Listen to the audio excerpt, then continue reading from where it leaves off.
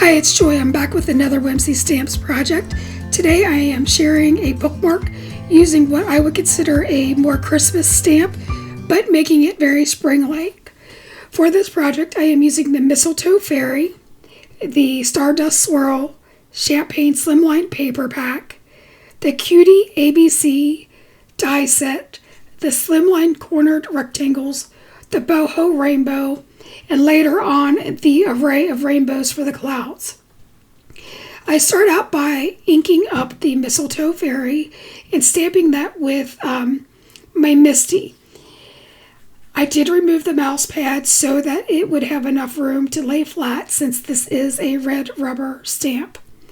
So once that is stamped, I choose to go to my go-to medium, which are Copics.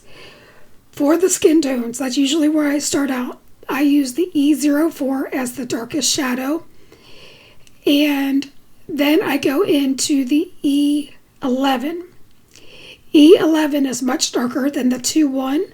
That is why I start there, and I blend out that E04 so that it's not harsh.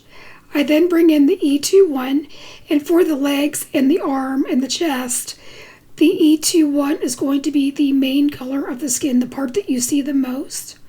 And then I bring in an E00 to blend that out. For the face, I use the exact same blend, but I bring in an E000 so that the lightest part will be at the tip of the nose, as if the sun or the stars would be shining on that. I do bring out like a C shape around where the cheeks would be, and I extend that with the R20 and blend it out with the E00. And that's how I'm getting my skin tone. Now, mistletoe typically has white berries or flowers. We are using pink so that it looks more spring-like. And for that, I'm using the R22, R21, and R20. I'm doing the same thing for the ribbon, so everywhere that the ribbon twists or overlaps itself, you're going to see the R22. And then I extend that out with the R21, and then I go in with my highlight color, which is the R20. It's very simple blending. I am moving fast because I want you to see the whole process. I didn't want to leave any of those out. And you're going to see that I am just dotting in some of that R20 at times. For the dress, I am also using a 3-color blend. And I start out with the G24. Any place that the arm overlaps the dress or the ribbons would leave a shadow, I put in the G24. Then I use the G21 to extend those shadows. And then I use the G20 to color in the primary parts of the dress. Here I am moving on to the leaves of the mistletoe, but we're not using it as mistletoe. I use the BG 96, 93, and 90 just to get a nice blend. Now we're starting out on the hair.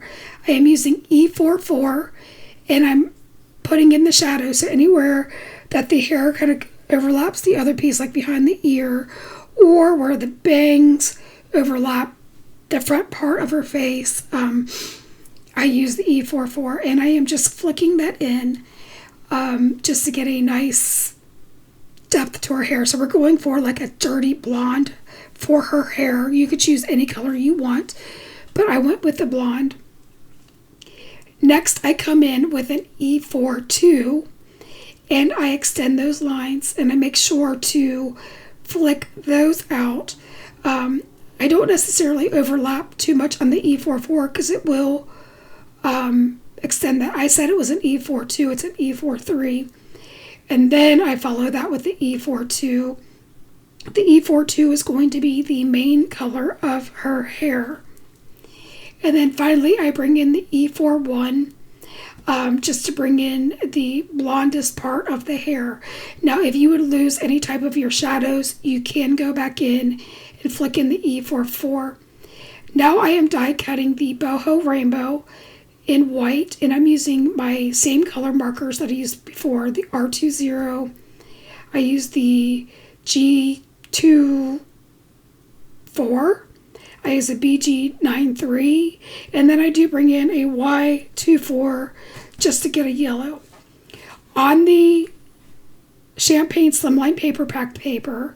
I die cut that with the cornered rectangles, and then I die cut the stardust swirl into it, and then I backed that with another piece of white. Now I am bringing in the array of rainbows, just the clouds, and for the clouds, I am taking a C1 and a C0 just to put a little bit of dimension into the clouds, and I am gluing those down at the end of the rainbow, and I do pop up, I think, one of the clouds. And then for the fairy that we just did, I fuzzy cut that out, and I popped that up with foam tape as well, so that she kind of stands off and is hanging off the edge of the bookmark. I like this idea just so that it gives idea that the illusion of there's more going on outside of the scene, as if she's flying, if you know what I'm saying. So I really love the way that this has turned out. And then from here, I bring in the ABC Cutie dies. So if you're interested in any of the products, they will all be listed in the description box below with all the links that are clickable to take you right to the Whimsy Stamps shop. I cut out the letters, all of them. I kept them connected with black cardstock, and now I'm putting the Full of Magic that I spelled out. So I had to die cut them twice so that I could get all of the letters. And then with a reversible tweezers, I am putting down the magic, well, all of the letters with wet glue. Sometimes I use the tweezers, sometimes I'm able to go just using my fingers. Now, you're going to see me fiddle here for a minute with some of the shavings. It's real important to make sure you get all the paper shavings off of your die cut. Otherwise, it's going to look like you've got little hairs on your letters. That's just a little tip to share with you if you're not using a really tight sandwich with your die cutting machine. That sometimes you'll get those extra little hairs. But I am loving the way that this has turned out. If you've hung out with us this long, we would just love it if you would consider liking and subscribing. We here at Whimsy love hanging out with you guys. We always look forward to seeing you, hanging out with you, sharing our makes and our takes. So please come back and see us. I know that that's super important to all of us. You can see with my pokey tool, I am now removing some of those shavings. If I had done that prior to gluing it down, I could have just very easily pulled those off with my fingers. I added some sequins just to add some shimmer and shine. And then this is where I thought, well, we need this to stand out a little bit more. So I used some paper from my stash. I used the largest of the slimline cornered rectangles, and I matted that down and glued it. So I really like the way the matting turned out. For some reason, I always need something dark. I even considered using black, but I thought the magic would kind of pull into that. So here's the last look at my card. Again, thank you for hanging out with us. Until next time, keep crafting. Have a great day. Bye-bye.